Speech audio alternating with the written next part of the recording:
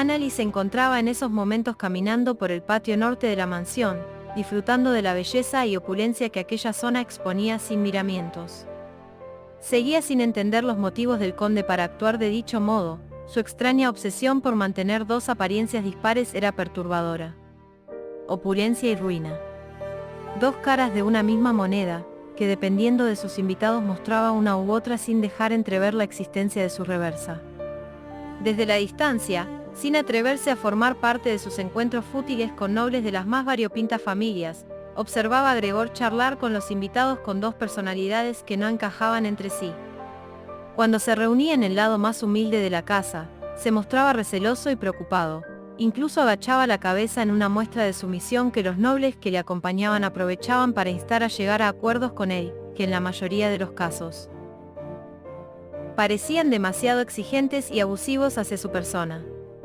Mientras que, en el lado rico, se veía portando un orgullo tan marcado que sin importar el título del recién llegado siempre parecía observarlo por encima del hombro. Para Annalise parecía que el conde solo buscaba crear una imagen confusa de su persona, dar una información sesgada de su realidad y que ello le permitiese disponer de una posición aventajada sobre los nobles que acudían a su hogar. En ocasiones, la misma familia lo visitaba en momentos distintos del mes, y éste los recibía en ambos lados de la casa según sus intereses. Igual se marcharon con la imagen de que se trataba de un hombre empobrecido, para seguidamente al volver, encontrarse con un hombre rico y con un orgullo desmedido. Por lo que la confusión era algo habitual en sus visitantes. No parecían entender lo que ocurría en realidad. Ni lo entenderán, respondió Gregor esa misma tarde cuando osó preguntarle por tal hecho mientras merendaban en un merendero del jardín. Tampoco tengo claro que lo entendáis vos si os lo explico. Podéis ponerme a prueba. Le instó mientras mordía con delicadeza un dulce cubierto de miel. Podría sorprenderos. Sí. No parecía muy convencido, y no era de extrañar. Annalise podía ser una poderosa hechicera, más antigua que el propio reino y poseer un conocimiento que pocos podían llegar a alcanzar. Pero en el área de la política y los protocolos nobiliarios se encontraba extremadamente verde, casi no parecía haber nacido en una casa noble. Aunque siendo conocedor de los siglos transcurridos desde ese entonces, podía ser comprensible que dicha educación se hubiese corrompido y olvidado. Me parece que os equivocáis, esto es mucho más complicado que aprender a sujetar una taza de té. Hizo un gesto con la cabeza a la mujer, quien instintivamente recompuso la sujeción que tenía en la taza de la que acababa de dar un sorbo. Y aún así no sois capaz de retener algo tan simple. No es desconocimiento, sino falta de costumbre. Se excusó la mujer cerrando los ojos en un intento por controlar su indignación. Dadme tiempo y actuaré como una noble más. El tiempo es escaso, le dijo rascándose la barbilla. Debo hacer de vos una auténtica mujer de alta cuna en cuestión de semanas, algo que se desarrolla en las jóvenes desde su infancia. Mucha información y muy poco tiempo para interiorizarla en vuestra cabeza. Estoy dando todo lo que puedo para lograrlo, replicó frunciendo el ceño. Además, estáis cambiando de tema. Quiero saber el motivo por el cual esta mansión está así de dispuesta. El hombre suspiró y tras unos segundos de pensamiento respondió. Es solo un juego. ¿Cómo?, preguntó Annalise incrédula. Lo que oís, un simple juego. Les muestro a los nobles aquello que deseo enseñarles en cada ocasión. Una simple manipulación para conseguir que no tengan clara la realidad que me rodea, y 1. Que con ello les cueste formular conjeturas o crear situaciones que me fuercen a tomar determinadas decisiones. Sigo sin entenderlo, dijo soltando la taza en la mesa para acomodar su rostro entre sus manos. Se veía muy concentrada en la explicación, aunque el noble creía que no estaba quedándose con mucho de lo que decía. Aún así, decidió continuar. Os pondré un ejemplo. Un noble desea invertir en un activo para obtener riqueza, pero no tiene claro dónde es el mejor negocio para ello. Me visita y le muestro el lado pobre de la mansión. Ahora, tras conversar con él, le comento que voy a invertir en un negocio en concreto, y tras esta conversación vuelve a las pocas semanas y le muestro el lado rico de la mansión y le convenzo de que todo ello ha sido gracias a mis decisiones de inversión. ¿Qué crees que hará ese noble, si le cuento que hay un negocio importante donde debería invertir y que yo también haré lo mismo? Seguramente le haga caso. Empezaba a comprender por dónde iban los tiros. Cierto, y si mi objetivo es arruinar al noble, puedo tomar la decisión de convencerlo en invertir en un activo de alto riesgo en el cual puede perder toda su fortuna. Y si yo he puesto mi dinero en un activo que se beneficie de su quiebra, pues ganaré dinero de ello. No es muy enrevesado. Cerró los ojos imaginándose todo el teatro que aquel hombre realizaba en cada visita, solo con el objeto de manipular a sus contrapartes nobles. No parece algo muy noble por vuestra parte, casi parece el juego de un manipulador de apuestas o un malversador. No me importa lo que opine de mí en este caso, le dijo sin alzar la voz ni variar el tono. Entiendo que pueda verse bastante cuestionable desde vuestra perspectiva, pero tiene usted que tener en cuenta que no existen los amigos ni el compañerismo entre la nobleza. Si fuese por ellos, os apuñalarían en el pecho en cada encuentro solo por ver cómo sangráis.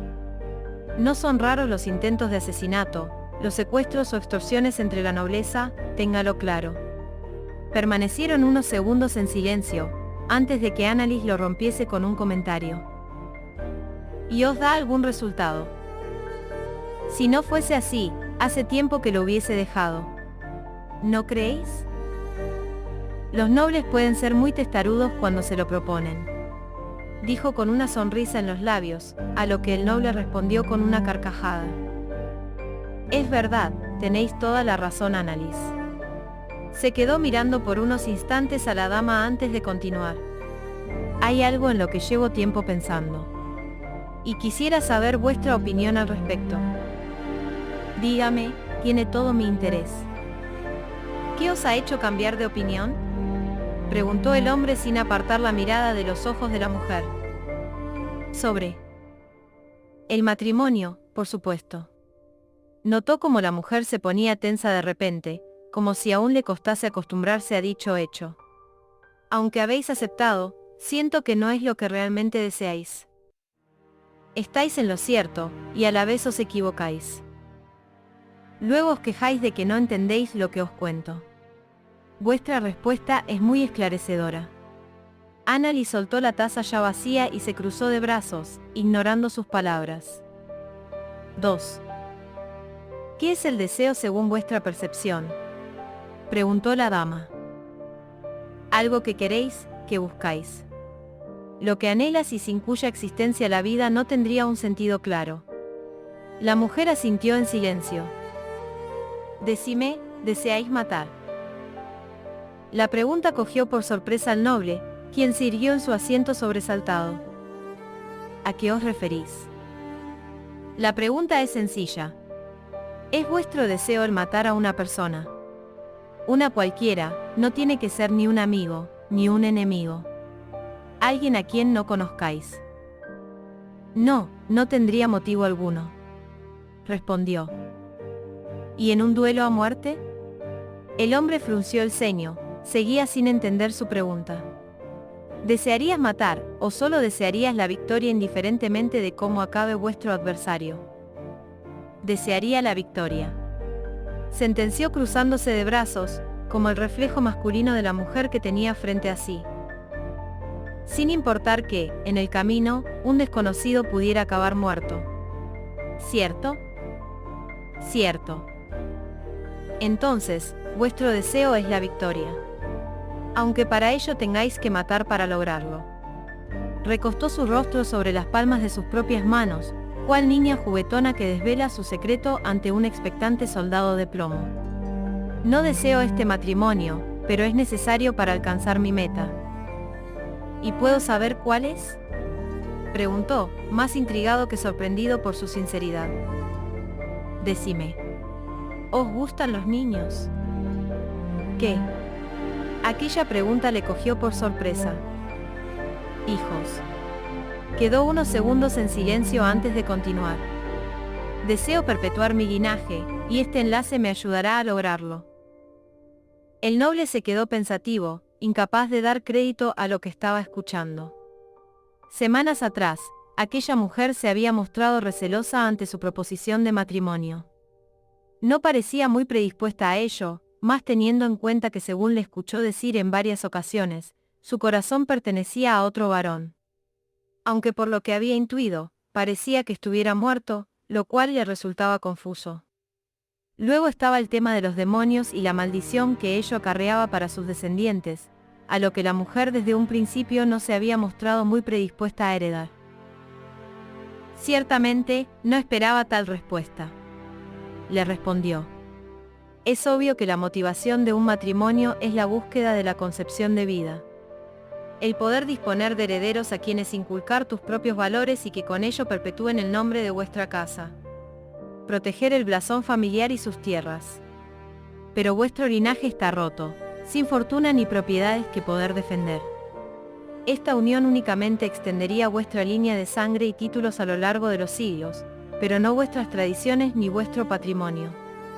Decime, ¿a qué os referís con perpetuar vuestro linaje? ¿Al apellido de los Dunkel, o a vuestro poder y los demonios que arrastras con él? Annalise se empezó a poner nerviosa, no esperaba que aceptar su petición pudiera desencadenar en una especie de interrogatorio. Con que hubiese aceptado, le habría valido sin más. Pero el hombre parecía requerir de más información, era demasiado perspicaz. 3. Es necesario, dijo acompañado de un suspiro que intentaba calmar sus nervios. En su momento ya hablamos del riesgo que supone para todo, mi propia muerte. Si un día cualquiera, en un accidente o tras un conflicto mi vida encontrase su final, sabéis bien lo que sucederá. Entrelazó los dedos de sus propias manos, intentando contener un temblor que amenazaba con exponerla al conde. Un atragantamiento mientras ceno, un resbalón en el baño y todo se acabó. Tanto para mí, como para quienes me rodean. Entrecerró los ojos e intentó relajar su respiración, la cual notaba agitada. Os he cogido cariño, tanto a vos como a vuestra hermana, y no quisiera que mi muerte pudiera desatar un apocalipsis que os engullese a todos como un mar embravecido. Pero si tuviese descendencia, y esta a su vez también en un futuro, el riesgo iría menguando con el paso de los años hasta casi desaparecer. Así que, tras pensarlo fríamente, he deducido que la mejor elección para todos es aceptar vuestra proposición. Vos conseguís el título y unir vuestro sino al poder de mi familia, y yo viviré con la franqueza de que mi destino no irá ligado al final de todo cuanto aprecio. Bajó la mirada y cerró los ojos. Se sentía muy nerviosa, pues, aunque no había mentido en lo absoluto, se sentía mal por el hecho de que la principal motivación era el hecho de mitigar el peso de su propia maldición. Todo lo que ocurriera tras su muerte era algo que no le preocupaba demasiado, pues desde un punto de vista egoísta, su propia vida primaba por encima de las de los demás. Y si ella moría, todo lo que ocurriera a posterior dejaba de tener relevancia. Sintió entonces como una mano ajena era colocada sobre las suyas, firme y grande, a la vez que gentil y conciliadora. Alzó su rostro y sus ojos se cruzaron con los del noble, quien no apartó su mirada hasta que el rubor subió a las mejillas de la dama y su temblor se detuvo. Sus dedos tomaron una de las manos de la mujer y se la acercó al rostro, para seguidamente, agachar la cabeza y colocar su reversa en la frente. Era un gesto extraño, agradable, pero de significado desconocido para la mujer. Entiendo y comparto vuestros miedos, es algo en lo que llevo pensando y no podía expresar con palabras. Tras nuestra última conversación, me he llegado a preguntar si la elección de acogeros en mi hogar había sido la más acertada. Pero si pensaba en cualquier solución o alternativa, no lograba dar con una escapatoria que me satisficiese lo suficiente. Así que os he procurado mantener a buen resguardo en mi mansión, para evitar que sufrierais cualquier mal y se desatara el caos. No me sentía a gusto con la idea de que no salieseis siquiera a pasear fuera del recinto, pero tampoco hubiera estado tranquilo si os pudiera pasar algo fuera. Saber que vos también habéis estado cargando con esos miedos y que estáis dispuesta a darlo todo por solventarlo me llena de dicha.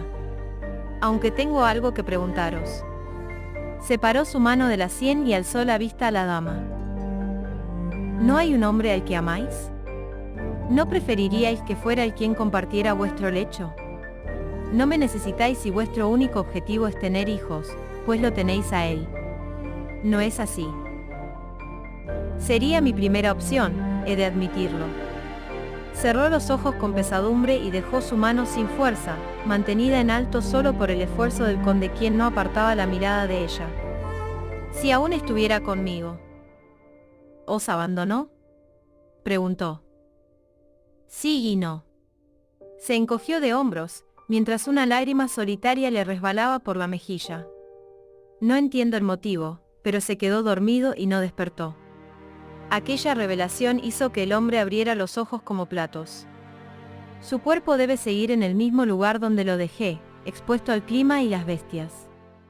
Mi mayor deseo es construir un lecho acorde a su persona que pueda protegerlo, que no quede tan expuesto.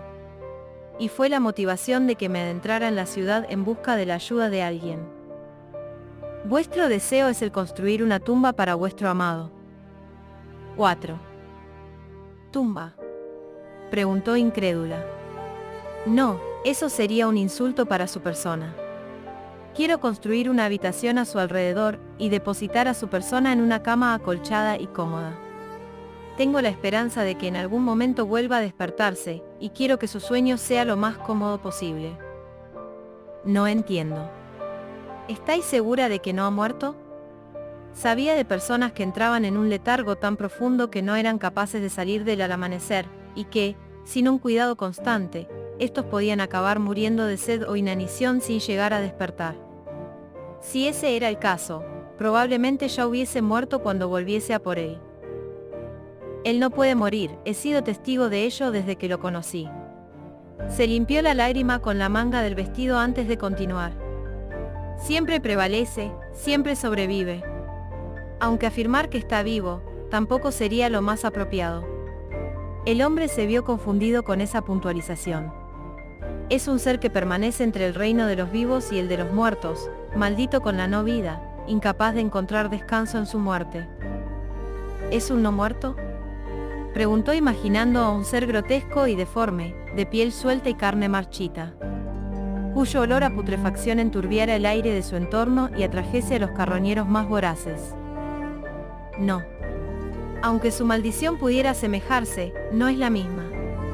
Le he podido ver rejuvenecer con el tiempo, recuperar la vida con cada paso y palabra que compartíamos.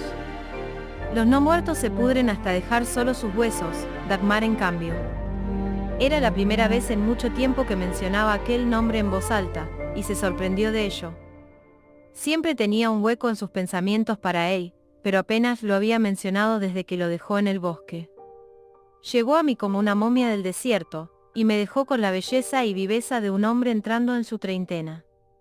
Me duele pensar en cómo cuando estábamos más unidos, en el momento en que se encontraba más vivo, fue cuando su cuerpo decidió dejar de moverse. Igual en vuestra compañía, la maldición que lo ataba a este mundo se terminó por romper. Aquellas palabras la cogieron por sorpresa. No se había planteado dicha posibilidad. ¿Insinuáis que no ha vuelto a despertarse por mi culpa?, enarcó una ceja claramente molesta por el comentario. Pienso que, quizás, recuperó la vida en vuestra compañía. Pero que su cuerpo ya estaba tan marchito que no fue capaz de retenerla y la perdió mientras dormía. Entonces, ¿creéis que ha muerto de verdad? Es una posibilidad. Muerto, por estar junto a mí. Sus ojos se abrieron como platos ante tal posibilidad, un hecho tan probable y doloroso como cruel si fuera cierto. Yo he podido matarlo, sin siquiera ser consciente de ello. Se estaba poniendo tan nerviosa que su voz empezó a elevarse más allá de lo que el decoro estimaba como apropiado. Notaba como el terror la invadía y mil y una ideas de lo más variopintas recorrían su mente como flashes de luz. Los demonios en su interior se empezaron a agitar con fuerza. No me malinterpretéis. Digo que pudiera ser una posibilidad, no un hecho. Quizás haya ocurrido todo lo contrario, y en vez de revivir y morir solo se haya quedado en un profundo letargo. Igual su maldición lo empuja a periodos de sueño profundo, cualquier cosa puede ser posible a estas alturas. Annalise le miró con escepticismo, tomando al final como válida su teoría y tranquilizándose un poco. Recordaba conversaciones con el guerrero en las que le explicaba que su cuerpo se apagaba por largos periodos de tiempo, e incluso años, si no se mantenía en un conflicto constante. 5. Recuerdo la convenció de que la posibilidad que expuso el hombre era inverosímil. Dagmar no había muerto, pues en realidad no estaba vivo. Un muerto en vida no podía morir. Sintió como su cuerpo se relajaba y su mente se calmaba. Estaba dispuesta a agarrarse a esa idea con total determinación. Tenía que evitar que la duda volviera a florecer en su interior, pues ello podía ser una ofensa para el recuerdo de su amado. Volviendo al tema principal. ¿Estáis segura de vuestra decisión?, le preguntó, intentando dejar el tema de Dagmar de lado. Si seguimos adelante con ello, no habrá vuelta atrás. Pasaréis a formar parte de mi familia y os atañeréis a las normas de esta casa, del mismo modo que tendremos que compartir mucho más que estas charlas y en lugares de lo más privados. ¿Estáis conforme con ello? Se quedó dubitativa por unos instantes pensando en Dagmar. ¿Qué haría si llegara el día que volvieran a encontrarse? ¿Le perdonaría esta decisión? ¿Entendería que era algo necesario por su propio bien y salud? ¿O se enojaría con ella y no querría volver a verla? Frunció los labios y cerró los ojos con fuerza, intentando borrar esa idea de su mente. Puede que fuese la posibilidad más plausible de todas, pero necesitaba hacerlo. Debía mitigar el peso que portaba o la locura acabaría por consumirla. Solo se había mantenido cuerda gracias a su reclusión, pero ahora que se encontraba en el mundo exterior, se sentía demasiado inestable. Acepto. El hombre asintió. Entonces, pasáis a ser mi prometida desde este momento, encargaré la celebración de las nupcias. Creo que en un año como mucho podremos tener algo decente preparado. Una mujer camina en solitario por las alborotadas calles de la capital, al atardecer de un día nublado que amenazaba con tormenta. Su caminar era desigual, arrastrando su pie derecho tras cada paso, cojeando. En su intento por seguir avanzando entre el tumulto. La cubría una toga raída y sucia, cuya capucha estaba tan adelantada que cubría casi la mitad de su rostro. Caminó a paso lento, siendo empujada y apartada por los transeúntes que la tomaron como una mendiga más de las que pululaban por los barrios marginales de la ciudad. No fue hasta que llegó a una gran plaza decorada en el centro por una estatua marmolea, que se permitió sentarse un momento para recuperar el aliento. Frente a ella, al otro lado de la plaza, un gran portón situado en un muro interior de la ciudad esperaba su llegada con las hojas abiertas de par en par. Era custodiada por 2 guardias uniformados, con la coraza reglamentaria de la Guardia Urbana y sendas alabardas que usaban para cortar el paso a quienes no tenían acceso. La mujer respiraba con dificultad, con su aliento entrecortado en espasmos esporádicos causados por un fuerte dolor que era ajeno al resto de transeúntes. Su mano izquierda se encontraba oculta bajo la toga, haciendo presión en su costillar, el cual le respondía con una fuerte punzada de dolor con cada respiración. Observó lo que su diestra portaba. Un emblema de pequeño tamaño tan sucio que apenas era reconocible la rosa abierta que decoraba en relieve su centro. Estaba cubierto por una gruesa capa de sangre seca y arena, bajo la cual una inscripción quedaba medio oculta impidiendo reconocerla a la distancia. La mujer se levantó de su asiento y continuó su andanza atravesando el mercado con su vacilante caminar, limpiando el emblema en sus ropajes mugrientos para que la guardia pudiera identificarlo. No tardó demasiado en encontrarse frente a las puertas y enfrentar a la guardia que con un rápido movimiento le cortaron el paso con sus alabardas. Sin dudar lo más mínimo, mostró el emblema ya desprovisto en gran parte de la capa de suciedad a los guardias y estos vacilaron. Uno se lo arrebató con furia a la chica y lo observó con detenimiento, incapaz de comprender el cómo aquella pordiosera lo había obtenido. 6. Explícate. Le exigió apuntándoles ambos con sus alabardas. Danos un motivo para que no acabes con tus huesos en el calabozo. ¿Cómo has conseguido este medallón, y qué ha sido de su propietario?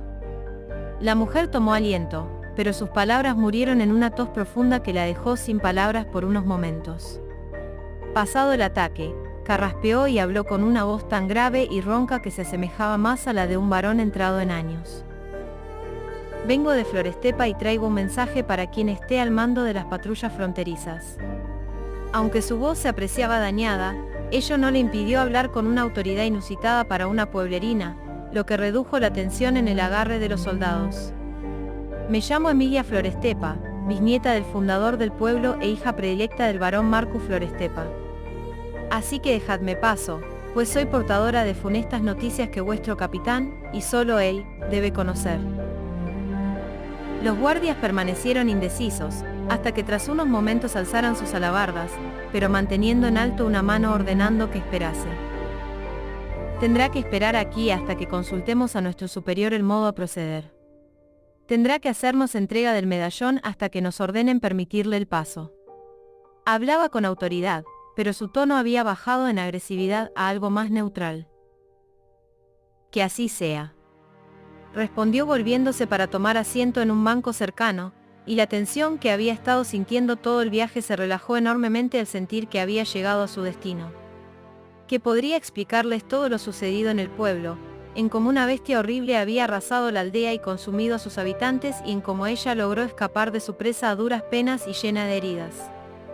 Sintió como su mente se letargaba, como sus músculos se relajaba y la conciencia amenazaba con volar de su cuerpo. Estoy aquí, todo se solucionará. Mi hermano clamará venganza por la muerte de los nuestros y la destrucción de nuestro hogar. Solo he de aguantar hasta encontrarme con él para contárselo. Solo unos minutos más, sus ojos veían a una figura uniformada atravesando las puertas a paso ligero, acompañado por 2 guardias que se veían apurados en seguirle el paso. Emilia. Le escuchó gritar, momentos antes de que su mente se nublara y su respiración se detuviera. Un hombre vestido con sus mejores galas se encontraba arrodillado junto al cuerpo frío de una joven de apariencia frágil. Sus ropajes, lujosos para la mayoría de los presentes, se veían sucios y manchados con la misma sangre que corría por sus venas. Agarraba con firmeza la mano flácida de la chica, sin apartar los ojos de su semblante soñador. A su lado, en el suelo, descansaba una cubeta de bronce llena de agua tan sucia, que apenas dejaba ver el trapo sumergido que asomaba desde su interior. Su mano libre acariciaba sus pelos castaños con dulzura, mientras a su alrededor un par de médicos recogían sus aparatos de sutura y vendas, en un silencio tan sepulcral que casi parecían fantasmas. La joven quinceañera pasó por un calvario, sus heridas eran tan graves que no encontraron explicación a cómo llegó hasta las puertas de los barracones sin desfallecer en el intento. Tenía un corte amplio y profundo en el muslo, cuya hemorragia logró contener con un torniquete y una camisa a modo de venda. En su cuerpo se apreciaban diversas laceraciones supurantes y hematomas diversos, que dejaban ver poca piel sana. Y las plantas de sus pies se encontraban tan gastadas y llenas de cortes, que debió ser una tortura cada paso que dio hasta llegar a ese lugar. Mi pequeña hermana, mi sol. ¿Qué horrores te han empujado a buscar mi auxilio, ignorando tus propias heridas hasta desfallecer de agotamiento? ¿Quién ha osado poner sus sucias garras en tu persona, mancillando la inocencia de tu rostro con el trauma del terror? Deseo conocer su nombre, deseo ser testigo de su persona, para hacerle saber ante la mirada de los dioses que no conoceré descanso hasta haberle dado muerte. Su voz dura y severa, acostumbrada a hablar a la muerte a la cara, se quebraba por momentos con cada palabra. 7.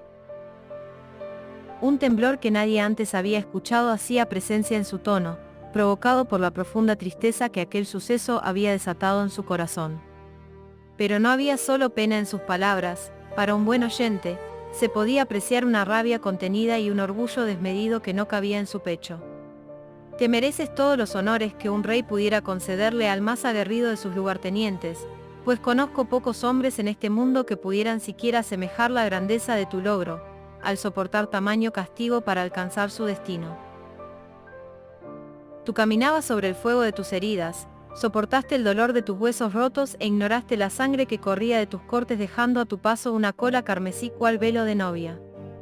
Bajó el tono y se llevó las manos de la joven al rostro, acariciando el reverso de su mano con la frente. Hoy mi alma muere por el dolor de tu pérdida, mi corazón arde con el orgullo de tu proeza y mi cabeza clama a los cielos por vengar tu afrenta. Bajó la mano y besó sus nudillos.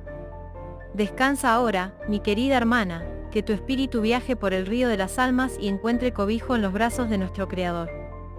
Pero no te acomoden demasiado, pues puede que vuelva a reencontrarme contigo en un futuro, ya con la venganza cumplida y la furia aplacada. Espérame, Herma, y hazme hueco junto a tu lugar de descanso para hacernos compañía. Soltó su mano y se levantó del suelo, volviendo la mirada al sacerdote, quien había entrado en la sala sin dar a conocer su presencia. Cuidad de ella, y asegurar que su persona es enterrada con todos los honores. Yo partiré de inmediato. ¿No asistirá a su funeral, mi capitán?, preguntó uno de los guardias, a lo que recibió una mirada furiosa como respuesta. Entiendo, avisaré a los hombres para que se preparen de inmediato. Partiremos a Florestepa antes del mediodía, tienes 3 horas para reunir todos los recursos necesarios. Los que no estén listos al tocar las campanadas del templo, serán dejados atrás y deberán acelerar el paso para reunirse con la vanguardia. Esas son mis órdenes, dijo el capitán saliendo de la sala, sin dignarse siquiera a volver el rostro para ver por última vez a su hermana fallecida. Tardaron poco más de 2 horas en reunir a una veintena de jinetes, pertrechados con sus armas y armaduras. El capitán fue uno de los primeros en estar preparado para la batalla, mostrando un semblante serio y una determinación por cumplir su deber como pocas veces se había llegado a ver. Tenía la mano reposando en la empuñadura de su espada, dispuesta a desenvainarla incluso en la seguridad relativa que ofrecían los muros de la ciudad y la presencia de sus hombres. Solo dio tiempo a preparar una carreta de suministros, llena de las raciones de sus hombres y barriles de agua fresca. Tampoco era necesario preparar mucho más, pues el pueblo apenas se encontraba a 2 días de viaje a caballo, y tras su partida el segundo carromato le seguiría a las pocas horas. Las conversaciones entre sus hombres eran escuetas bajo su atenta mirada, la cual se percataba de la inquietud y las dudas que reflejaban sus miradas angustiadas y confusas. El desconocimiento sobre el motivo de su movilización los tenía perplejos, más aún por la premura con que las órdenes habían sido impuestas. Solo sabían su destino, pero no los riesgos que les deparaban. No fue hasta que hubieron formado en orden frente a su capitán, que éste se dignó a hablar con claridad. Algo ha ocurrido en Florestepa. Alzó la voz para que todos le escucharan, lo cual enmudeció a todos los presentes por respeto a su autoridad. Desconocemos el qué, así que nuestra misión es descubrirlo. Tened las armas preparadas y los nervios a flor de piel, pues el enemigo al que nos enfrentamos parece ser poderoso y despiadado. Alzó el emblema de la familia Florestepa que trajo su hermana consigo, aún con suciedad incrustada allá donde los trapos no alcanzaban a limpiar. Esto es un mensaje, uno por el que mi propia sangre ha sacrificado su vida con tal de entregármelo. Desconozco el contenido del mismo, pero es 8. Una clara muestra de la importancia y premura de este.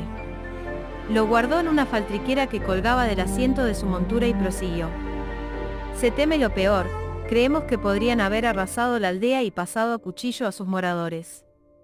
Y nuestro objetivo es descubrir al culpable y ajusticiarle en nombre del rey. Así que santificaos en nombre de los dioses y preparaos para la batalla. Por Reposarocas, nuestro hogar. Por Joseph, nuestro rey.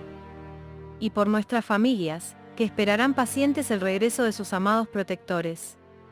Adelante. Tras esas palabras de ánimo, los hombres se pusieron en marcha para encontrarse con su destino.